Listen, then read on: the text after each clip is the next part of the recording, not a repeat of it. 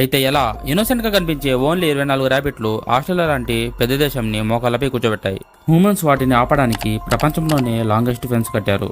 ఇంకా biological weapons కూడా use చేశారు. కానీ ఫలితం మాత్రం హ్యూమన్స్ లాస్ట్. అసలు స్టోరీ ఎక్కడ స్టార్ట్ అయిందంటే 1859లో Thomas Austin and rich man hunting hobby కోసం ఇంగ్లాండ్ నుంచి 24 ర్యాబిట్స్ని ఆర్డర్ చేశాడు. తర్వాత వాటిని తన ఎస్టేట్లో వదిలిపెట్టాడు.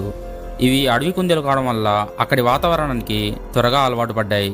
కేవలం 10 సంవత్సరాల్లోనే ఆ 24 కుందేల సంఖ్య లక్షలకు చేరింది.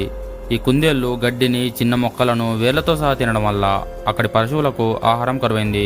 వీటిని అరికట్టడానికి ఆస్ట్రేలియన్ గవర్నమెంట్ వేల సంఖ్యల కుందేలను కాల్చి చంపారు. అలాగే కుందేలు వేరే ప్రాంతానికి వెళ్లకుండా ప్రపంచంలోనే లాంగెస్ట్ ఫెన్సింగ్ అయిన డింగో ఫెన్స్ని కట్టారు. కానీ ఇవేమీ వాటిపై ప్రభావం చూపలేదు. అందుకని 1950లో అక్కడ సైంటిస్టులు మిక్సోమా అనే వైరస్ని ప్రవేశపెట్టారు. ఇది 90% పైగా కుందేళ్లను చంపేసింది. కానీ మిగిలిన కుందేళ్లు వాటి ఇమ్యూనిటీ పవర్ని పెంచుకున్నాయి. వాటినే సూపర్ ర్యాబిట్స్ అంటాం. నేటికి కూడా ఆస్ట్రేలియాలో కుందేళ్లు ఒక సమస్యగానే ఉన్నాయి.